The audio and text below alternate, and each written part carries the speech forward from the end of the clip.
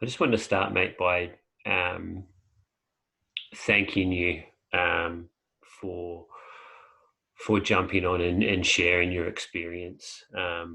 Because for me, and uh, hand on hand on heart, it was I said when I was going to start a podcast that you were going to be my first guest. So true to my word, um, you are my first guest, and it meant more to me, that I wanted you to be my first guest, because the reality for me was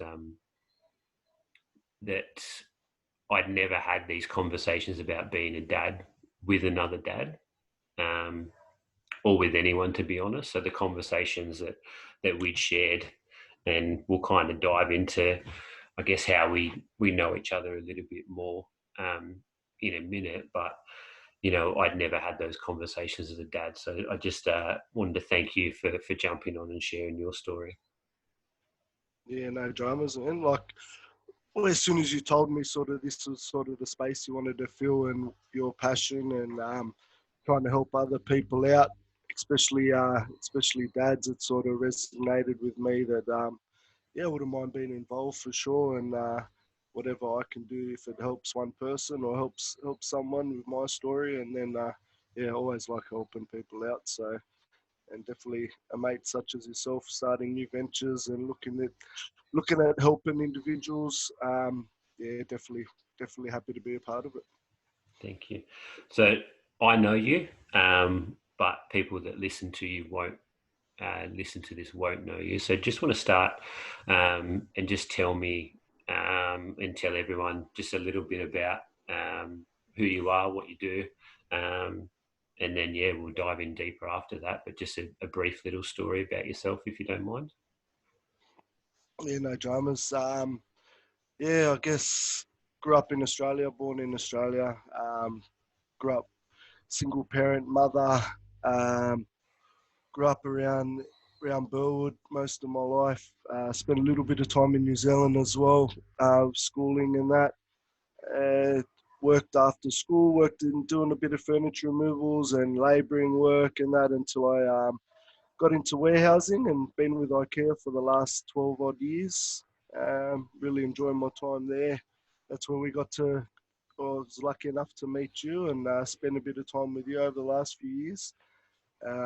Talk your ear off and had a bit of a laugh.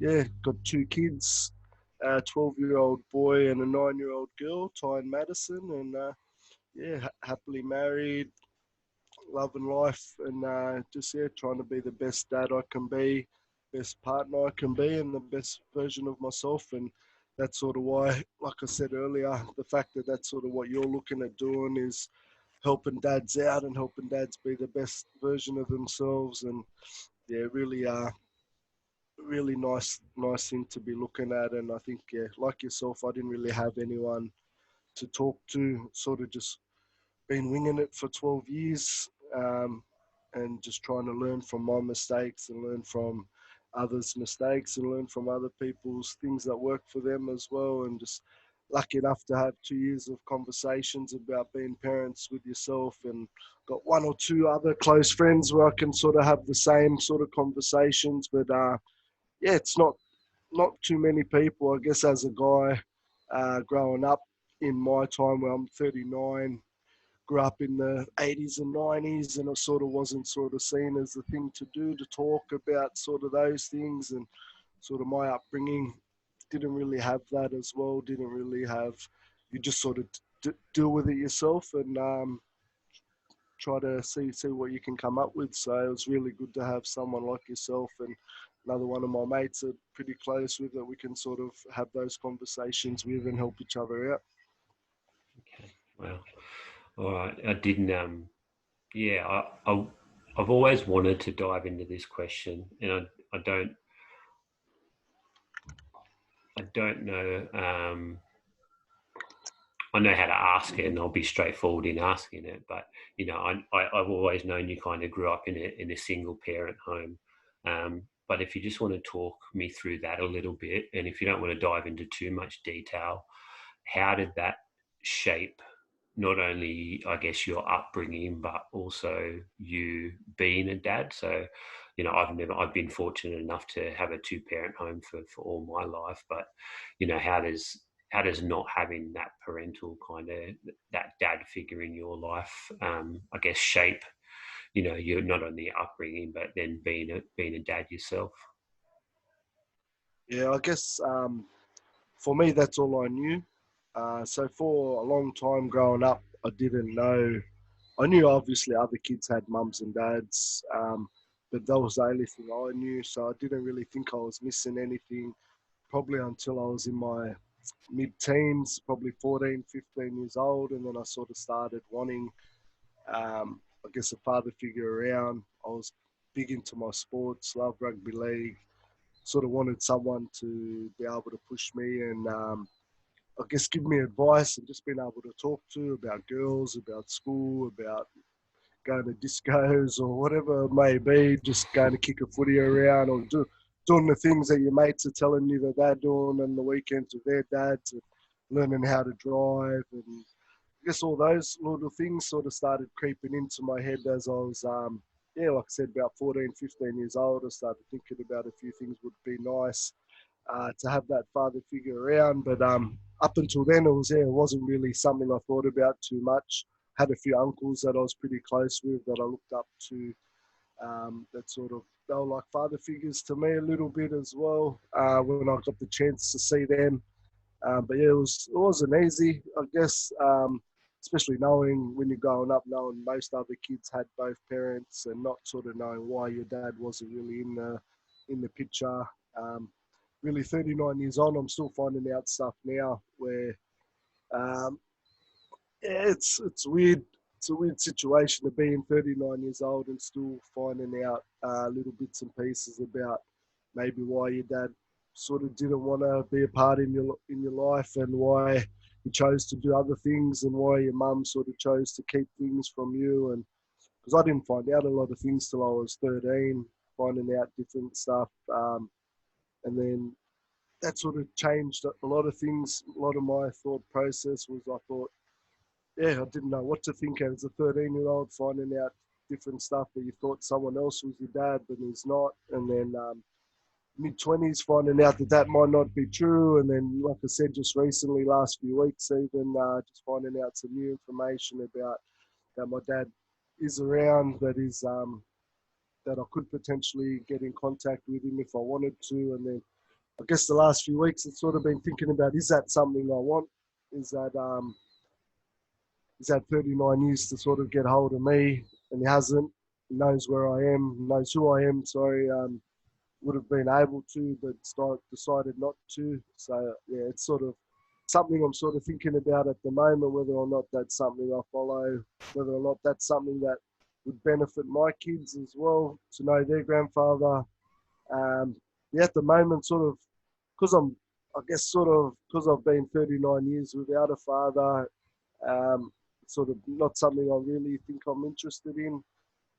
Not something I'm really for me. If I knew I had a kid, like I know, I do everything with my kids, and I couldn't even spending 1 or 2 days away from my kids kills me. So to be able to spend 39 years away from your own son and not really be, I don't know if he's been interested and just hasn't done it, or I don't know, because I don't know his side of the story fully. But for me, if I was in a similar situation, I know I would have done everything possible to be a part of my kid's life. So yeah, I guess just growing up with mum, it was tough.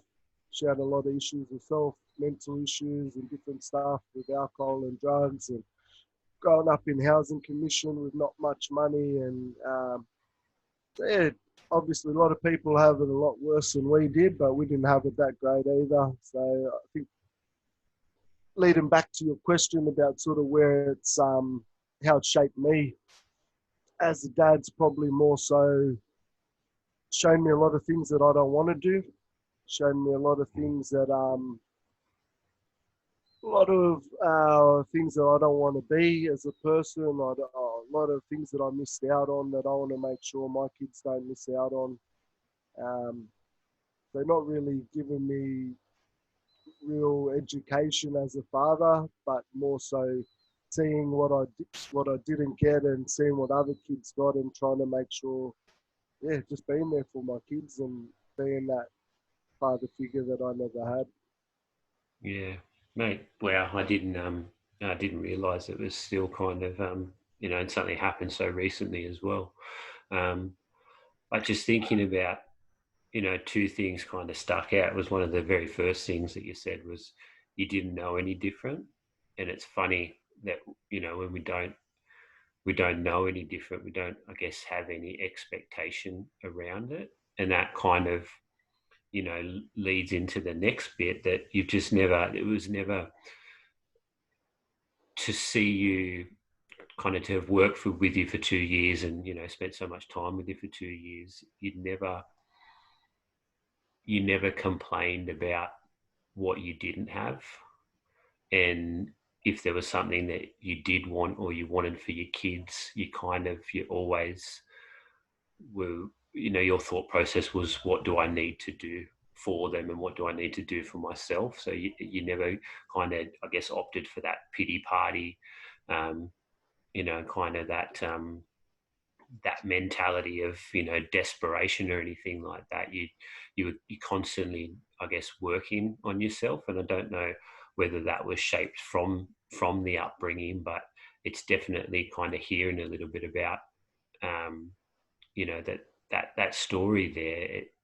Even then you just say people have it far worse off than you, and that's kind of that's your mentality. And I saw that for 2 years, and it's a powerful thing, and I don't know if you realize how powerful that is. Yeah, I guess for me, I spent a lot of years in my late teens, early 20s. Um, yeah, just probably being looking for the easy way out, looking for hoping that just something would fall into my lap, hoping that everything would just be good one day and I would just have money and just get a family and just end up owning the house and just getting the dream, living the dream without actually putting any work into it. I think I was trying to hope that not hope that, but just thinking that maybe because of all the things that I'd went through, I'd get a lucky break somewhere and everything would just magically happen. But without, like I said, without putting in any effort or any work and just being lazy and just spent a fair few years just just kicking around and not doing too much until lucky enough to sort of meet my partner that I'm with now. Been together for since 2005. Um, so yeah, almost 16 years. I think 16 years next March. Uh, so yeah, we're both in similar situations, having our own different issues and that, but we sort of helped each other out. I sort of saw ourselves as like we sort of really needed each other at the time. I definitely needed her. I was in a pretty bad way mentally and not dealing with stuff well. Drinking a lot and doing a lot of stuff that I really shouldn't be doing. But yeah, I think meeting her sort of, especially after probably 12 months together, she sort of started steering me in the right direction and started letting me know. One of the first people to sort of tell me how it was, instead of just I guess a lot of our group was just that we were hanging around with were just all losers and not sort of going anywhere. And I was sort of happily in the middle of that, and we were sort of all feeding off each other's negative energy. And yeah, like I said, just not really. There's no real positivity there. Just out to have fun and not really do anything with our lives. So I think meeting Jess was really what I needed at the time. And I've said it to her many times. Like if it didn't happen, I honestly don't know where I would be right now because yeah, I needed that. I needed that someone to sort of kick me in the bum and someone that I could do. It took me a while to sort of be able to to listen as well. I'm pretty stubborn, still pretty stubborn now after 39 years as well. I find it difficult for people telling me what to do when I think that I know better. But I think I was at a point where I knew I needed some guidance. I knew I needed some help. So hearing stuff, um, real honest truths spoken, yeah, really helped me and sort of steered me in the right direction. But yeah, still took a lot of effort from my end as well. A lot of things we had to put in place to make sure I could yeah, be where I am now. Awesome. Awesome. Yeah. I think the conversations, about being dads was definitely, what I enjoyed most, but just the conversations about relationships in general. Because I heard a lot about Jess as well, and and all good things if she does listen to this. So it was just, yeah, just your relationship with her. So do you want to, I guess, um, go into a little bit more about your relationship with Jess, and then I guess how kind of that unfolded with getting married and then kind of in starting your own family. So what kind of, fast forward a little bit through those years and getting through that, what then kind of, where was when did when you get married, when did you have kids, when did kind of that whole family kind of system, I guess, start? Yeah, I guess like I said, been together for just over 15 years now. Met in 2005. She was one of my mate's sisters. But yeah, we ended up together 2005. Spent a few years together before just fell pregnant with Ty. We were living at Marrickville at the time. First time we'd been moved out together, living together. Found out she was pregnant. It was probably one of the scariest, but yeah, definitely probably the scariest day of my life. But also, yeah, just the amount of pride to think um, that I'm going to be able to have a child in 9 months' time. And I think, yeah, scary is probably the overwhelming feeling, the fear of, I guess, not being good enough or not being able to, not knowing, man, because you just don't know. It's an unknown. Yeah. Um, I guess as a father as well, not having a father, I didn't know what a father's meant to do. I didn't know what a father's meant to be.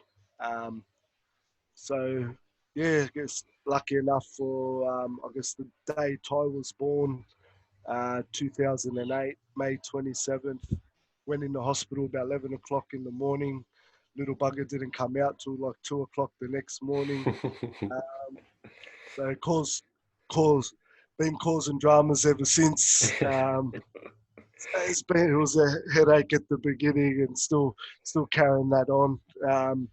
But yeah, that 2 o'clock in the morning when I got to spend about a couple of hours with him, um, while the doctors were with Jess and just looking after, just holding him and looking at him and thinking about, oh, like this is like that you're his father. And it was, yeah, the proudest day of my life, to be able to just to think, yeah, that's your son. Um, Still every now and again, now 12 years on, I still look at him when they're doing something, whether he's playing PlayStation or playing soccer, and Maddie's doing whatever she's doing, taking her to girl guides or going to acro, and just still think, yeah, kick back and watch him and just think, yeah, that's my child. Like that's I'm their father, and it's pretty proud to think that that's yeah, that they are where they are because of what myself and Jess have been able to help them with and been able to be best parents that we can possibly be for them. So, and then yeah, I think Maddie was 2.5 years later. Madison come along, so yeah, it was unexpected. Like Ty, we weren't planning for children, but both both children were, I guess, blessings that we needed. That was sort of not only helped us to obviously become parents, but helped us become better people. You start, I guess, as mid to late 20s, you're still pretty self-centered, and you're still, I guess, wanting stuff, wanting to go out and party and do things that, I guess, having children makes you realize isn't the only thing in the world, is going out having fun and doing stuff like that. So yeah, Maddie come along, I think, and then I guess she was the final piece of our family. She completed our family. Definitely having two kids made me realise that the family was complete, and I didn't want to have a third one. That's for sure. Um, Not in a bad way, but I guess more so it's yeah, financially it's tough. Um, Being able to spread your time around with work, um, extra commitments outside of work with regards to what the kids do or what we want to do, and then making sure you're giving the kids as much of your time as you can as well. I guess having 3, 4, 5 kids, and I see some people with even more than that, being able to give them quality time equally, and I guess being a good father to them and being a good parent, and you still want to provide for them, sending them to decent schools, making sure they got decent clothes, or that they're fed well and doing all that stuff. So the third child was thought about, but it was yeah, definitely Maddie was the completion of that family. And a few years later, we decided that we'll get married, and went to Bali. Took some of our family members over with us, and got married over in Bali. Had a beautiful wedding over there, and yeah, that was a few years ago now. I think it was probably 3 or 4 years ago. I can't even. I probably, when Jess watches this, I'll get in trouble. Not knowing the. I know the date, but not the year. 19th of September. I got that part right. So I hope so. Anyway, but yeah. So been together ever since. Lucky enough, last February, so about a year and a half, to buy our first property. Um, where I'm at now, in Moorebank.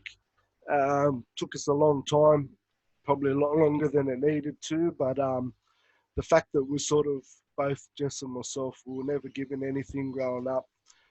We've earned everything ourselves.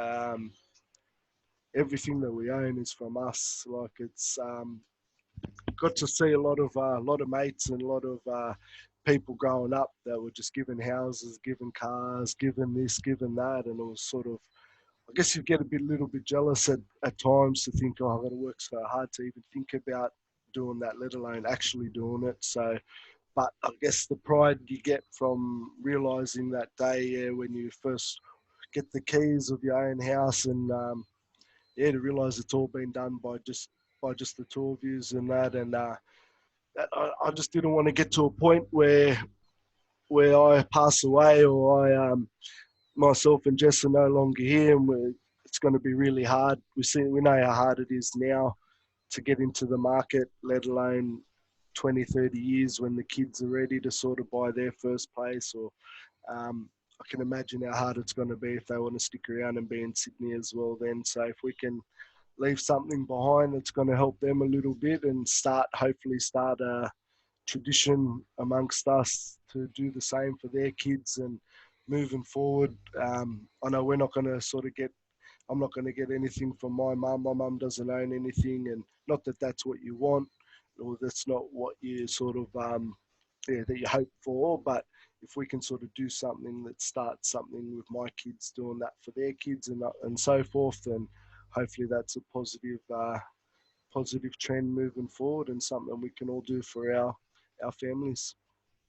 Beautiful, mate. And that's powerful. So it's not only about, breaking any, I guess, generational cycles, or generational trauma, or generational kind of, I guess, curses, if we want to use a word like that, but then starting your own tradition, and leaving your own legacy and things like that. So that's powerful, and don't underestimate how powerful that is. It's not, it's, I think a parent's job is about doing better for their kids and leaving their kids in a better position. And I know, and I know there's no hate or resentment towards your mum, and I know exactly what you mean by it. But what you're doing is, is taking that and wanting to, do better for your kids. So there's huge power in that. What I wanted to touch on. So during the early days when Ty was born, um, like you said, you didn't know what a dad was supposed to do or what a dad was supposed to be. Kind of was that a positive thing, a negative thing, and how did you cope with that? Yeah, I can't really think of it as a positive or negative. All I sort of thought about, I guess, when Ty was born is, like you said, for me, the main thing of being a parent, the first thing I sort of started thinking about was I just want to make sure he has everything that I didn't. Um, and at first, I probably thought about it too materialistic. Wanted him to buy him all the toys. Probably wanted to buy toys for him that I wish I had when I was a kid and stuff like that, and just went overboard a little bit, materialistic wise. In the fact, yeah, mainly just like toys and games and little bits and pieces and stuff that I would have thought, oh, I would have loved this when I was little if I could have had this. And um, so I think I sort of thought about it in the right way in regards to obviously wanted to make sure he had everything I didn't in regards, or he had everything better than what I had. So that was Yeah, my main focus, but I probably looked at it in the wrong way as it didn't need to be materialistic. It needed to be as in more so what I've learned over the journey is that it needed to be just need. I used to always think all the time is that every minute I spend with Ty is one more minute than my dad spent with me. And that's like it might sound wow, yeah, wow, it might sound a bit weird or whatever, but for me it was more like, yeah, that's I used to. I haven't thought about it like that for a long time, and it's probably good because it's just become normality and that and all. But that's I know early days. That was a big thought in my head. Was yeah, every second I spend with him is one more second than my dad spent in my life, and it has to be. And I try to make all those seconds and minutes as positive as I possibly could. Um, and I knew I was doing better than what my dad did for me. I knew everything I did wasn't right. I made heaps and heaps and heaps of mistakes. Um, but yeah, like we've spoken about before, just trying as hard as possible to think about doing the right things and learn from all those little mistakes that you make along the way as a parent. Not having really a father figure to talk to, not having sort of other dads my age, like that, that I was friends with, to sort of ask advice. And um, even though I probably wouldn't have even asked advice, to be honest, I don't know, sometimes I guess back when I was 20, I would have been 29, 20, I think 28 when Ty was born. And I guess back in those days, it was sort of seen as weakness if you ask for advice, that you need to be tough and grow up in a generation where you're soft if you sort of ask for advice, or you're weak mentally and you got to be harder than that as a man. And sort of having that mentality doesn't work, man. It doesn't work. Like um, it's just a Neanderthal sort of mentality, or that where yeah, growing up, I guess the time that I did, and with the people around me that I did, with the family that I sort of had and seen, and the people, like I said, that I grew around, that was the sort of mentality, is that you don't talk, you hide your feelings, you don't cry, um, you don't show vulnerability, you do everything yourself, man. You're a man. You got to be a man, and men do everything, and it's just not reality. Um, and it took me a long time to realize that for sure. And I think having one of my best mates, Honza, was probably the first time I had someone that I could talk to about life, about life and real life, not just I guess a lot you see these days on social media and especially I don't do Twitter, but Instagram and Facebook and stuff, like all the people trying to make their lives look like they're a lot better than they really are, or even just showing all the good sides of it. Like that's not, for me, that's not life. Like that's part of life for sure. Um, Congratulations to those people, but for me, it was more. I prefer yeah, I guess with Hans it was the first time, and you were probably the second time. I sort of had someone that I could just be real, be real with, and be open, honest, be I guess a little bit vulnerable, and not. It's hard to find people where you don't feel like you'll be judged, Yeah. and I think you sort of gave me that feeling pretty early on, like my other mate did, Hans. Um, that yeah, it wouldn't matter what I said. I was never going to feel like I was being judged by you guys. And yeah, it's really I like to be, if I can be that person to you or Hans as well or other people, and that's yeah, I feel like if I can help someone by being able to let them be vulnerable for a little bit, that's what I try to do at work with my guys. I try to I guess I try to have the most open and honest relationship with my guys as I can with my team. Whether or not, try to give them, let them know I'm available outside of work if they need to talk. If it's stuff that's not work related and they still want to have a talk, if they don't feel like they've got someone else, I try to be there for them. Um, so yeah, I guess I care. I care about people. Um, that's I guess that's one part I really enjoy about my job is being able to help people reach their goals and help people just be happy. I guess help people being able to come to work, bust your bum, but still be happy, and be able to go home still as happy as you were when you came to work. I think that's what sort of drives me and makes me being able to get up 1 o'clock in the morning, put my makeup on, get to work at 2 o'clock, and then sort of half asleep and still rip in and get stuff done and try to stay as positive as possible and try to, I guess, have that energy feed off onto the rest of the guys at work as well.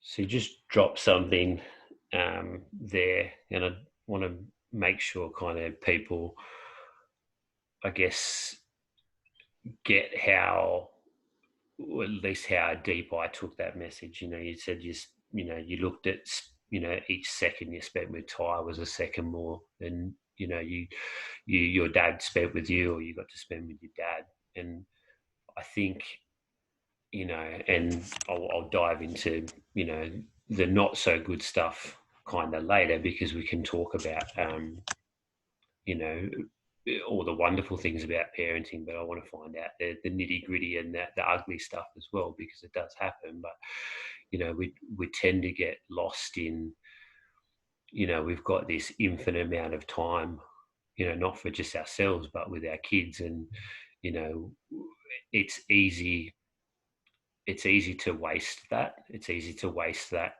by not being present with your kids. So I think, as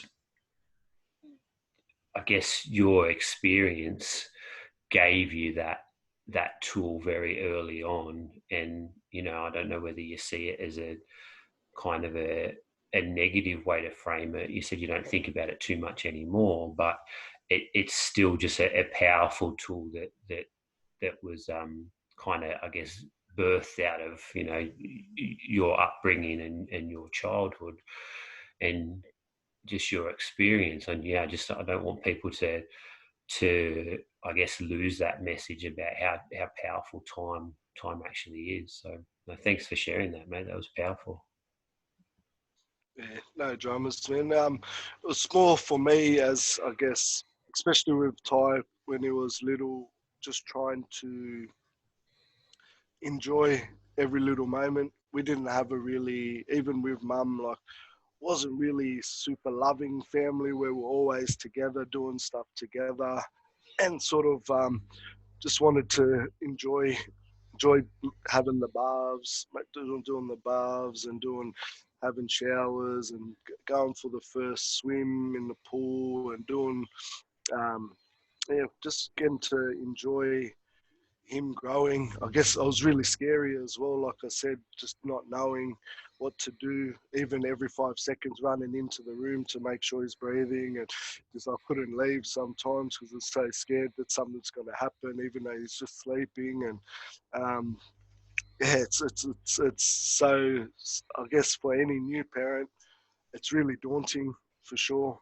It's really good if you've got, I guess, support people around you, in-laws or parents and your parents and that can help and sort of give guidance. But we did everything ourselves. We didn't have that. We didn't have anyone.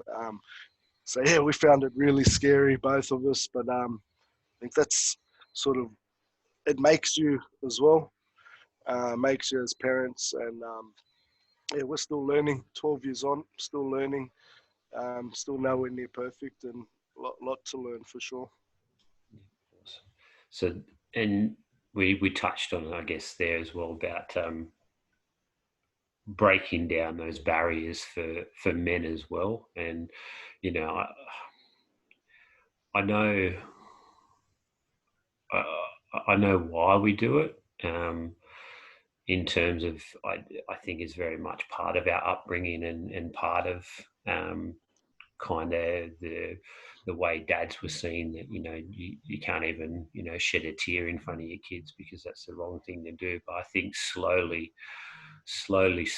that's now becoming such a, like you said, a Neanderthal mentality, that's not the way dads are anymore. So, and it's not the way I don't think dads were back then. They just didn't. I didn't have the space, didn't have the outlet.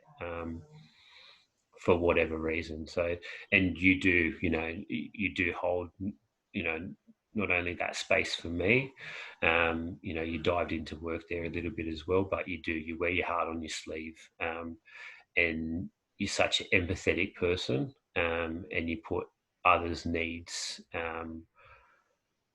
beyond beyond your own, and that puts you out on a limb sometimes. But there's people get strength from stuff like that. So you do hold that space for me.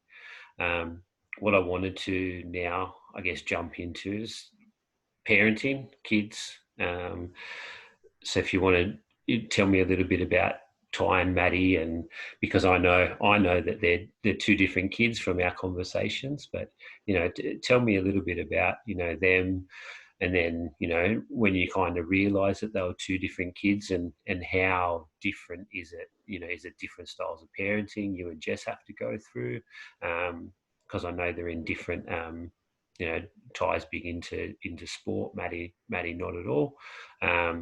Yeah, just you give me that story, and just share it with everyone. Yeah, like you said, definitely polar opposites. Um, Ty sort of started playing soccer when he was 4 years old and just fell in love straight away. He was just a ultra ultra competitive kid, hates losing anything. Um, Up until probably last year, still crying when he was losing stuff. Very emotional, very emotional. Similar to me, where he would just do everything possible to try to anything he did. Um, where Maddie was total opposite in regards to, we tried a few things with her, netball and gymnastics and dancing, and she didn't mind it, but she never really, you could tell she was just never really into any of those things that we tried out with her at the first, and just not competitive at all. More wanted just to help everybody and make them better instead of worrying about herself. So really, yeah, her whole mentality is make sure everyone else is sweet, and then if they're all right, then I might do something that makes me feel all right later on if I get a chance. If not, she's not too fussed. Um, she's just all about everybody else, and that's how she's always been. Sometimes too much, where she just gets involved in everyone else's business when she can't. But I guess we started noticing probably when Maddie was about 4 or 5, when we were trying to get her into a few different sports and different things, that she just wasn't really that interested, not that keen. Um, and like we took them both to little athletics, and I think Maddie would have been about 5 and Ty would have been about 8. And Ty never really did much athletics other than school carnivals, but he just used it as training for soccer and just wanted to win everything he did at the not a natural athlete, but quick enough, could compete. There was a few kids there that were a lot better because they were just, that's all they did was athletics, and took me a while to sort of let him understand that it's not his sport. It's just something for him to do. Doesn't matter if you lose, but you can still gain something out of it. Without having to win everything, you can still get something positive out of it in regards to fitness, endurance, meeting new friends, having fun, not having that, I guess, the burden of it being his sport, that he could sort of relax a little bit more. But yeah, it didn't really sink in for him. He was just wanted to go a million miles an hour like he does with everything. And where Maddie would be running and stopping to talk to people on the way and waving out and smiling at people, and couldn't care if she came first or last. It wouldn't bother her. If someone fell over, she'd pick them up and make sure they were all right. And so from that side of it, you could just tell straight away. I tried to push her a little bit just to, because I could see she naturally, she had a little bit of talent. Yeah. She was deep, like pretty quick, um, but yeah, just no competitive edge at all, no competitive drive. Tried to get it out of her a little bit, but then just sort of come to the realization that that's not her. You sort of can't get something, I guess, out of kids if it's not really in them. So come to that realization, and then started looking for other avenues for her, for stuff that she would really enjoy. Lucky enough that she fell into Girl Guides this year. Um, Something was sort of thought as something a little bit outside the box, something that she might enjoy, and she really, really loves that. So she's finally found something that she's really into, and unfortunately with COVID and everything, she missed out on a fair chunk of that. But they were doing a fair bit online and still doing activities at home, and um, she really loves that. And I guess with Ty, he's just everything soccer at the moment. It's his ambition is to become a professional soccer player. And I guess for me as a dad, it's just about trying to provide him with as many opportunities as possible to get better every day, as a person. Um, Keep trying to remind him that that's the first thing to sort of look at and think about is he being a good person first and foremost, being a good brother, good son, good teammate, good classmate. Trying to think about those things first, and then just having the right work ethic to get where you want to get to, and explaining certain situations with professional sportsmen and how hard it is to get there, and making him realise that it's not easy. Um, but I think we've been having lots of really good, deep and meaningful conversations to and from all the training sessions that he does, to and from all the games. And it's been interesting to sort of hear his side, and um, trying to give him as much as I can from my end without turning him off or without pushing him too hard, and without being that Demir Dokic or that parent that um, goes too far, and just keep asking the questions of like, what do you want from me? Like that's the easiest question for me to ask him. Like if I see that I might get a bit upset, or if he gets upset with stuff that I'm saying, I'll sort of just take it back to that. Like first and foremost, what do you want from what you're doing, and what do you want from me as your father? Do you want me to be a bystander, sit back, drop you at training, pick you up when your training's finished, and let your coaches do everything, or you want me to be a part of the journey and give you my 2 cents, my advice, and my sort of my opinion on what you could have done better, what you're doing really well. Um, and he's always, up until now, he keeps saying, "No, I want your advice. I want you to let me know what I'm doing right, what I'm doing wrong. Um, I try to get him to give me that advice first, or from his point of view. Most of the time, he already knows, so it's good that he can identify the things that he could have done better, could have that he's doing pretty good. Um, and then if there's something that he missed, I'll add that bit in there. But I think it's a pretty good father-son relationship in regards to that side of it for sure. Probably still need to put a lot more focus on school and other things as well, making sure I'm doing what I can do for both of them, for Ty and Maddie, from school wise. Because yeah, I don't know if the kids get as much as what we did at school. I think the teachers and that are a lot different to from my conversations with Ty and Madison's teachers over the years. Um, I think it's a lot more of it's left up to the kids to do outside of school, and I think with all the different, I guess, political correctness and different ways that the world sort of changed in the last 15, 20 years, and where the teachers are at now, what they can and can't do with discipline and different things, a lot of it's sort of just left. Um, I guess for the parents, and I guess that's up to us as parents to sort of take some of that slack as well. But I guess like with Jess, she works 4 days a week, studies online, uni, um, looks after us three as well, which is already a lot more than I could ever even imagine to try to do in my 7 days every week.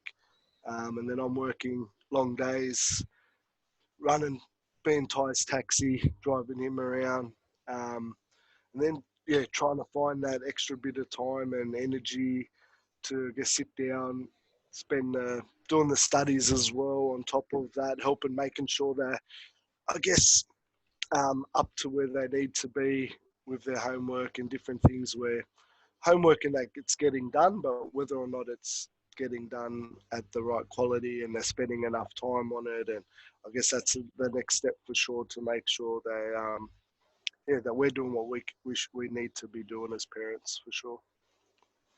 All right. I loved what you said about especially with Ty, teaching him to be a good human first, and then kind of everything else is secondary to that. So where does that come from you? So why is that kind of how you went about it? I guess I just want to make sure no matter what the kids end up doing professionally, out after school, whatever their, I guess, life, wherever their life sort of takes them, I want them to be good people. And I think, yeah, the other thing outside of, I guess, having a better everything than what you had as a kid, I guess when I sit back in 20 years' time, 30 years' time, if I'm still here on my rocking chair, watching watching some TV, watching the soccer or the footy, or doing whatever I'm doing, and if I can be able to, I guess, know that I did everything in my power, and me and Jess were the best parents we possibly could be, and we had two kids that we're proud of, as in proud of what they've become, and what more so for me, it doesn't like it's never going to be I'm going to be proud of them because of what profession they end up being. It's so more so what type of people are they? What type of people are they? What type of people do they associate with? What sort of I guess what parents they're going to end up being, and yeah, that's way more important for me than what profession they're going to have. Are they going to what salary they're going to earn? Um, that sort of stuff. Pride wouldn't like. You'd obviously be proud of your son if you or your daughter, if they become a certain profession that they want to be, and it's a lawyer or whatever is supposed to be the things that your kids are supposed to be looking up to being. But for me, it's more so about being a good person. So that's always been my thought process is, and it's going to help you be better at what you want to be at anyway. So in regards to Thai and soccer, it's always been, no matter what you're going to end up becoming, in 3 4 years time, he might not want to play soccer anymore, and he might change what his ideas on what he wants to do. But all the things that he can put in place now for himself, with a little bit of support from myself and Jess, it's going to hold him in good stead no matter sort of what career path he takes, in regards to discipline, in regards to, like I said, being a good person, being a good teammate, being able to work with others, even others that you clash with, being able to still be a positive influence, being able to be help help others be better around you, being like that work ethic side, just working hard and knowing that I guess hard work's going to pay off in the long run. Yeah, all those sorts of things. If my kids can have that mentality that, yeah, no matter what I sort of want to get out of life and where I want to head, if I do the right things, be a good person, work hard, I've got a chance. And I think, yeah, that work ethic and being a good person are probably the two things that will sort of hold them in good stead for reaching their goals and being able to do what they want to do moving forward for sure. Yeah, well put. Yeah, I completely agree with that, and that's kind of, I know my hope for Betty, and kind of my thing is to just raise her as a good, just a good human being, and everything else is will be a result of that kind of, that one kind of goal and that one thing. So yeah, no, it's awesome. As a as a dad, what's your biggest what's your biggest fear? What's your biggest fear for, it can be for you, for your family, for your kids, but just what's your biggest fear in terms of kind of that whole dynamic? I guess in you mean in regards to being a father, or just in regards to what do you mean? Yeah, in, I guess what keeps you up at night in regards to, yeah, being a dad, or for your kids, what would keep you up at night, or what does keep you up at night? Yeah, I guess for me it's more so about um, yeah, them being disappointed in me. Um, Probably the hardest thing ever to cop would be your kids one day not wanting to be a part in your life. Um, so I guess that's one thing that sort of drives me to want to be, yeah, in their life for the rest of their lives, the rest of my life. I want to be a part of their life for sure. And I don't want to take that for granted. I don't want to just think that's a given just because I'm their father, that I should just be in their lives. I want to earn it. And I think I've earned it up till now, but yeah, to continue to earn it and earn the right to be, I guess, yeah, just a big part of their life, and hopefully be able to be a granddad one day and see those things. I guess the other things that sort of scary is, I guess, in the world that we live in, just I guess probably the, like most parents, I guess if anything happened to one of my kids, um, that's probably the scariest thing as any parent is not a, not only how you would be able to deal with it, but how you would be able to continue to be a parent for the kid that's left behind, or being able to still continue to be you and being able to continue. Unfortunately, yeah, it's not something you want to think about or want to sort of yeah, think about too often or that, but it's definitely something as a parent that does cross your mind. And um, yeah, it's you see it on the news. Obviously, you see parents losing kids, and you think it's just not right that you should outlive your kids. And but unfortunately, yeah, any time that you live, no matter if it was couple hundred years ago. There's always opportunities for that to be reality. Um, so yeah, that's probably the scariest thing of all, is being able to, hopefully that doesn't become reality and you don't have to outlive your own kids. But how do you deal with that, man? Like how do you move forward and keep being a positive influence on your family and go to work and do stuff? It's just uh, to me, it doesn't seem possible. Like, it doesn't seem like it's, obviously your world would never be the same. Um, but yeah, I guess that's the main thing for me, is not being that'd be the two biggest fears for me, is not being a part of my kid's life because I let them down, or because I did something that was that bad that they didn't want me to be a part of their lives when they're maybe a bit later on in life. Or yeah, obviously if something unfortunately was to happen to one of them, being able to deal with that, which wouldn't be easy at all. Yeah, yeah. No, I feel, I feel you on both of those, mate. We'll finish off with one final question. So fast forward yourself to 40 years time. You're kicking back on your rocking chair. You are watching sports. How do you, or what do you want your kids to remember Dad for, or what do you want your kids to say about you, not only as a dad but as a person? Yeah, it's a tough one.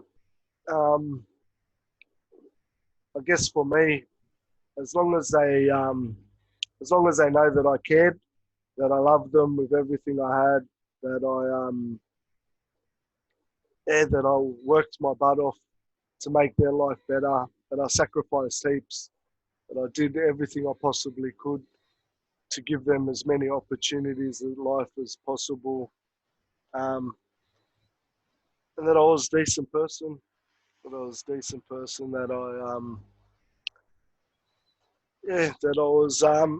there for them when they needed me.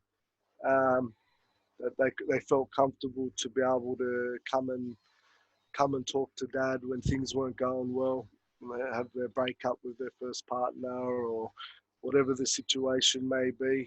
Um, yeah, nothing too drastic. As long as they know that Dad was Dad was a good person, and he did everything he possibly could to make our lives as good as possibly. I think that I could be a proud granddad watching Liverpool win another title. Hopefully, it's not hopefully it's not the only title I've watched since this year. So hopefully I'm not waiting 40 years till they win one. But yeah, hopefully Warriors have won a title by then as well, and they can say Dad supported some teams that actually won some stuff as well. It'd be nice. That could be a part of the conversation. But yeah, no, more so, yeah, like I said, just being that they could respect me as a person, respect me that I made a lot of mistakes. I guess have a good understanding about my life. They don't really know too much about, I guess, my upbringing. Um, but I guess eventually, yeah, when they're a bit older, to have a really good understanding of sort of where I've come from, how many mistakes I've made along the way, and how hard life is. But then if you do find a good person to sort of continue your life with, and you do, I guess, get um, mentally find a place that makes you happy and makes you, I guess, able to head in the right direction, and yeah, anything's possible for sure. Mate, well, you're a superstar dad in my eyes, and the reason I've always loved and valued our conversations is because I think we went super deep there, but we had a couple laughs along the way, and that probably sums up those 2 years that we spent together. So I genuinely, from the bottom of my heart, thank you, and appreciate you so much. Um, and yeah, I just love, and we still do now have conversations about our kids and about being dads, and but we have just as many laughs as well. So I hope there's many more years to come, and I hope we are face to face kind of the next time we see each other, mate, and we get to kind of catch up and have a really good chat. But thank you so much. Yeah, no, I appreciate it. Appreciate the invite. Appreciate everything you're doing. Appreciate the space you're trying to get into and the people you're trying to help. And if I can be a little part of that, more than happy. More than happy to try to help wherever I can in that regards. But yeah, good luck with everything you're doing. Really impressed with how far it's come in such a short period. Um, Looking forward to seeing the growth and development in this space from you, and see where it gets to, and see how many people you can touch and how many people I guess you can help moving forward for sure.